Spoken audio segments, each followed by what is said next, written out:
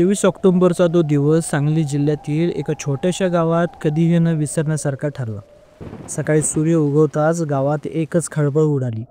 गावाच्या शिवारात दत्तू पाटील यांच्या ऊसाच्या शेतात एक तरुण मुलीचा मृतदेह आढळला. तिचे नाव होते सायली, वय वर्ष अवघे 22. तिचा मृतदेह पाहून तिथे जमलेले लोक थरकले. तिचे कपडे फाटलेले, हातावर जखमा आणि चेहऱ्यावर पांढरा फटक पडला होता. तिचा कोणीतरी तिच्यावर क्रूर अत्याचार केल्याचे स्पष्ट दिसत होते. पण सायली त्या शेतात कशी पोचली आणि तिच्यासोबत नेमकं काय घडलं होतं, हे प्रश्न सगळ्यांच्याच मनात घोगावू लागले. गावात बातमी पसरताच सायलीच्या घरातल्यांनी धाव घेतली. तिची आई आक्रोश करत तिथे पोचली तर वडील थरथरत्या हातांनी पोलिसांना फोन लावत होते. कवठे महाकाळ पोलीस स्टेशनचे इन्स्पेक्टर देशमुख साहेब आणि त्यांची टीम तातडीने घटनास्थळी दाखल झाली. त्यांनी पंचनामा केला, पुरावा गोळा केले आणि मृतदेह पोस्टमॉर्टमसाठी पाठवला.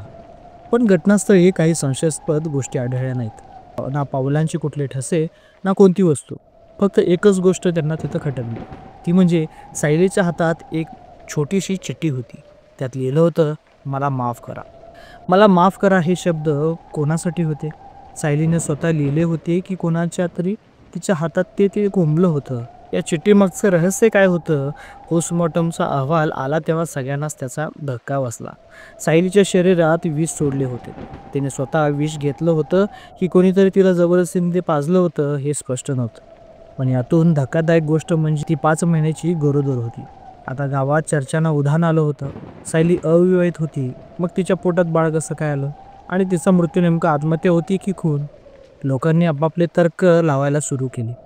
कोणी म्हणाले ती प्रेमात अडकली असणार, तर कोणी म्हटलं हा खून आहे, कोणीतरी हा पुरावा नष्ट करण्यासाठी हा बाणावर असलाय. सायलीच्या आयुष्यात असं कोण होतं ज्याने तिच्यासोबत असं काही केलं होतं? आणि जर तिने स्वतःला संपवलं तर ती चिठ्ठी काय दिली लिहिली? या सगळ्या गुरांचा शोध घेण्यासाठी इन्स्पेक्टर देशमुख यांनी तपासाला सुरुवात केली. त्यांनी सायलीच्या कुटुंबाला बोलवलं. तिची आई रडत म्हणाली, आमची सायली शांत होती, ती असं काही करणारच नाही. तिचा मोठा भाऊ संदीप, ज्याचं वय 27 होतं, तो म्हणाला ती गेल्या काही दिवसापासून घाबरलेली दिसायची, पण तिने काही सांगितलं नाही. पोलिसांना गावात चौकशी करायला चालू केली. सायलीच्या मैत्रिणींना सांगितले की ती अलीकडे एका मुलाला भेटायची, पण कोणत्या त्याचं नाव त्यांना माहीत नव्हतं. तपास पुढे सरकत असताना एक धक्कादायक माहिती समोर आली. गावात राहणारा तरुण विशाल जाधव, वय वर्ष 30, तो तिचा चुलत भाऊच होता. सायलीला अनेकदा भेटायचा. विशाल हा गावातला एक मवाली मुलगा होता. त्याला बायकांबद्दलचं आकर्षण भरपूर होतं आणि तो नेहमीच्याच त्याच्या गोड बोलण्याने मुलींना फसवायचा. पोलिसांनी त्याच्या चौकशीसाठी बोलवलं. सुरुवातीला त्यानं साफ नकार दिला. सायली माझी बहीण आहे, मी तिच्यासोबत असं वाईट कशाला काय करू? पण पोलिसांनी जेव्हा त्यांचा फोन रेकॉर्ड त्याचा तपासला तेव्हा त्याला सायलीचे अनेक मेसेजेस आणि कॉल्स त्यामध्ये सापडलं. विशाल खोटं का बोलत होता, त्याचं आणि सायलीचं नक्की काय शिजत होतं ते पुढे जाऊन आपल्याला कळणार. विशालला कोंडल्यानंतर त्यानं खरं सांगायला चालू केलं. विशालला खाकी दाखवलं तर तो बोपटासारखा बोलायला चालू केला. होय, मी सायलीला भेटायचो, ती मला आवडायची, मी तिला प्रेमात फसवलं, आमच्या शारीरिक संबंध झाले. पण त्यानं पुढे सांगितले की पण ती गरोदर राहिल्यानंतर तेव्हा तिनं माझ्यासाठी लग्नात तबादा लावला होता. मी तयार नव्हतो, मला फक्त तिच्यासोबत वेळ घालवायचा होता, लग्न करायचं तिच्यासोबत नव्हतं. सायलीने त्याला धमकी दिली होती की सगळ्या गावांना जर तू लग्न नाही केलंस तर सगळं सांगून टाकेल. विशाल घाबरला होता.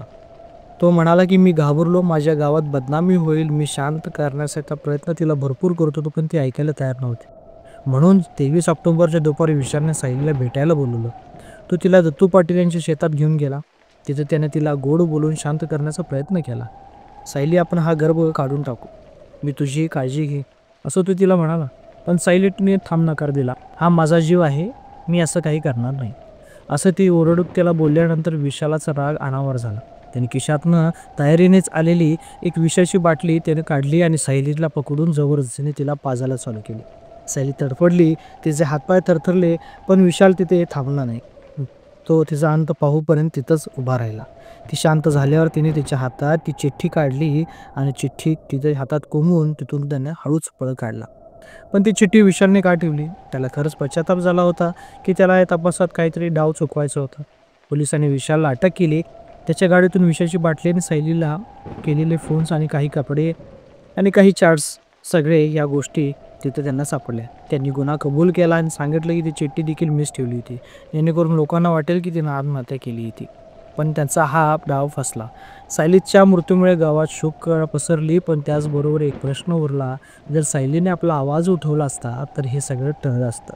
मित्रांनो, ही कथा आपल्याला एक गोष्ट शिकवते, आपल्या आयुष्यात काही चुकीचं घडत असेल तर गप्प बसू नका.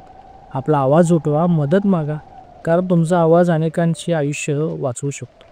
सायलीला आपली भीती लपवायची होती, आपली चूक लपवायची होती. तिच्यासोबत जे घडलं ते सगळेजण तुम्ही आता बघता. मित्रांनो, ही स्टोरी तुम्हाला कशी वाटली ते कमेंट बॉक्समध्ये नक्की सांगा. आणि हां, नवीन स्टोरीसाठी तयार राहा. धन्यवाद.